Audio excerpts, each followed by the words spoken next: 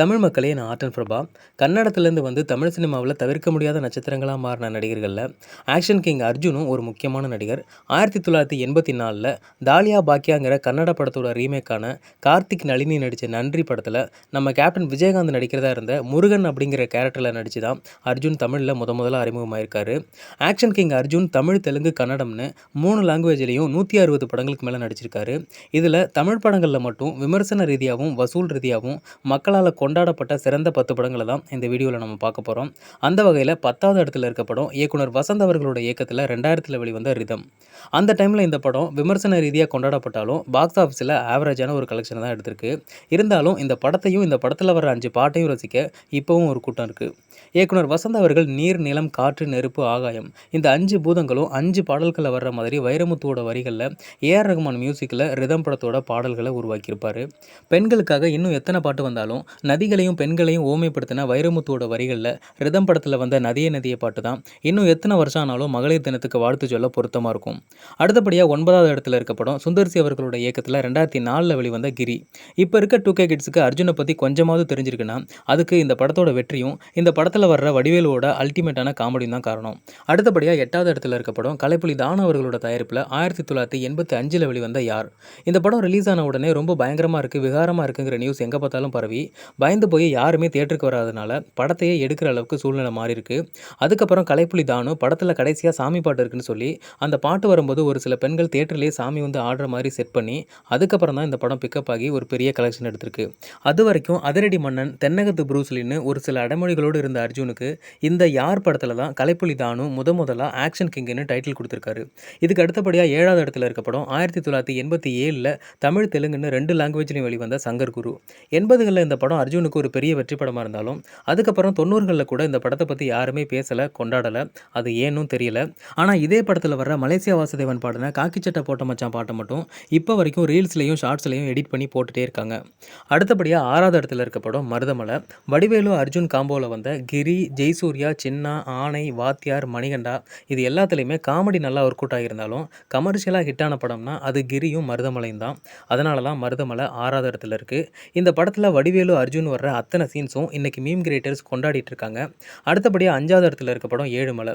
தமிழில் அர்ஜுன் இயக்கி நடித்த படங்களில் கமர்ஷியலாக ஹிட்டான கடைசி படம் இந்த ஏழுமலை தான். 2007 வெளிவந்த இந்த படத்தில் தான் விஷால் அர்ஜுன் கிட்ட அசிஸ்டன்ட் டைரக்டராக ஒர்க் பண்ணியிருந்தார். அடுத்தபடியாக 4வது இடத்துல இருக்க படம் சேவகன். இந்த படத்துக்கு முன்னாடி அர்ஜுன் நிறைய தோல்வி படங்கள் கொடுத்ததுனால அர்ஜுனை வச்சு படம் தயாரிக்க யாருமே முன்வரல. என்ன ஆனாலும் இனிமேல் வெளியாளுங்க படத்தில் நடிக்கவே கூடாதுன்னு முடிவு பண்ணி பெங்களூரில் இருந்த அவரோட பூர்வீக வீடு வரைக்கும் விற்று சேவகன் படத்தை எடுத்து முடிச்சிருக்காரு. அவரே இயக்கி நடித்த இந்த படம் 1992 கமர்ஷியலாக ஒரு நல்ல வெற்றி படமாக அமைஞ்சிருக்கு. இதுக்கு அடுத்தபடியாக 3வது இடத்துல இருக்க படம் ஜெய்ஹிந்த். இதுவும் அவரே எழுதி இயக்கி நடித்த படம் தான். இந்த படம் பார்க்காத பிடிக்காத 90s கிட்ஸே இருக்க முடியாது. 90களில் சுதந்திர தினத்தன்னைக்கும் குடியரசு தினத்தன்னைக்கும் இந்த ஜெய்ஹிந்த் படம் ஒரு மறக்க முடியாத அனுபவம். ஆக்ஷன் கிங்குக்கு மார்க்கெட் போனாலும் வந்தாலும் இப்போவும் சுதந்திர தினத்துக்கும் குடியரசு தினத்துக்கும் இந்த படத்தில் வர்ற தாயின் மணிக்குடி பாடலை தான் இப்போ உள்ள 2K கிட்ஸு கூட வாட்ஸ்அப்பில் ஸ்டேட்டஸ் வைக்கிறாங்க. இதே மாதிரி மகளிர் தினத்துக்கும் கூட ரிதம் படத்தில் வர்ற நதியே நதியே பாட்டை தான் வாட்ஸ்அப்பில் ஸ்டேட்டஸ் வச்சு விஷ் பண்ணுறாங்க. இதுக்கு அடுத்தபடியாக 2வது இடத்துல இருக்க படம் இயக்குனர் சங்கர் அவர்களும் அர்ஜுனும் 2வது முறையாக இணைஞ்ச முதல்வன். இந்த கதை ரஜினி, கமல், விஜய் எல்லார்கிட்டையும் போயிட்டு கடைசியாக தான் அர்ஜுன் கிட்ட வந்திருக்கு. இந்த படம் அரசியல் ரீதியாக நிறைய பிரச்சனைகளை சந்தித்தாலும் ரிலீஸ் ஆகிறதுக்கு முன்னாடியே 3 லட்சம் ஆடியோ கேசட் விற்று சாதனை பண்ணியிருக்கு. இது வரைக்கும் தமிழில் வெளிவந்த அரசியல் படங்கள்லேயே முதல்வன் ஒரு முக்கியமான படமாக பத்திரிகைகளும் விமர்சகர்களும் இன்னைக்கும் கொண்டாடிட்டு இருக்காங்க. இந்த லிஸ்ட்டில் கடைசியாக பார்க்க போகிற படம் இயக்குனர் சங்கர் அவர்களோட முதல் படமான ஜென்டில்மேன். இந்த கதையையும் இயக்குனர் சங்கர் சரத்குமாருக்கு அடுத்தபடியாக கமல்ஹாசன் கிட்ட தான் சொல்லியிருக்காரு. அந்த டைமில் சங்கர் ஒரு அறிமுக இயக்குனர் அப்படிங்கிறதுனால கமல்ஹாசன் அவர்கள் கொஞ்சம் தயக்கம் காட்டியிருக்காரு. அதுக்கப்புறம் தான் சங்கர் அர்ஜுன் கிட்ட வந்திருக்காரு. சேவகன் படத்துக்கு அப்புறம் வெளியாளுங்க படத்தில் நடிக்கவே கூடாதுன்னு இருந்த அர்ஜுன் கிட்ட ஒரே ஒரு தடவை கதையை மட்டும் கேளுங்க, பிடிக்கலன்னா நீங்கள் நடிக்க வேணான்னு சொல்லி கதையை கேட்க வச்சிருக்காரு இயக்குனர் சங்கர். கதை பிடிச்சி போனதுனால மனசை மாற்றிக்கிட்டு அர்ஜுன் நடித்து கொடுத்த இந்த படம் தான் அர்ஜுன் நடித்த படங்கள்லேயே அதிக நாட்கள் ஓடின படம், அதிகமான வரவேற்பு பெற்ற படம். அர்ஜுன், சங்கர் 2 பேரோட கெரியரையுமே மாற்றின படம். அர்ஜுன் ஒரு நல்ல நடிகர் அப்படிங்கிறத எந்த அளவுக்கு நிரூபிச்சிருக்காரோ அதே மாதிரி அவர் ஒரு நல்ல இயக்குனர் அப்படிங்கிறதையும் நிறைய படங்கள் மூலமாக நிரூபித்து காட்டியிருக்காரு. நான் லிஸ்ட் அவுட் பண்ண இந்த 10 படங்கள்லேயே 4 படங்கள் அவரே டைரக்ட் பண்ணது தான். இவ்வளோ திறமைகள் இருந்தும் தமிழில் இவரை ஒரு முன்னணி நடிகராக கொண்டாடாமல் போனதுக்கு காரணம் இவரை மாதிரியே கன்னடத்திலிருந்து வந்த ரஜினி, மோகன், முரளி இவங்க எல்லாரும் ஆரம்பத்தில் பிறமொழி படங்களில் நடிச்சிட்டு இருந்தாலும் ஒரு கட்டத்துக்கு மேலே தமிழ் படங்களில் மட்டுமே கவனத்தை செலுத்தி நல்ல கதைகளை தேர்ந்தெடுத்து நடித்தாங்க. ஆனால் இவர் ஜென்டில்மேன், ஜெய்ஹிந்த், முதல்வன் மாதிரியான மிகப்பெரிய வெற்றி படங்களை படங்களை குடுத்துட்டு இருக்கும்போதே, பேரலலா கன்னடத்திலயும், தெலுங்குலயும் நெறைய படங்கள்ல கமிட் ஆகி நடிச்சிட்டு இருந்தாரு. தமிழ்ல மட்டுமே நல்ல கதைகள தேர்ந்தெடுத்து நடிச்சிட்டு இருந்தா, ரஜினி, கமல், கேப்டன் இவங்களுக்கு அடுத்தபடியா ஆக்ஷன் கிங்கும் ஒரு முக்கியமான நடிகரா இருந்திருப்பாரு.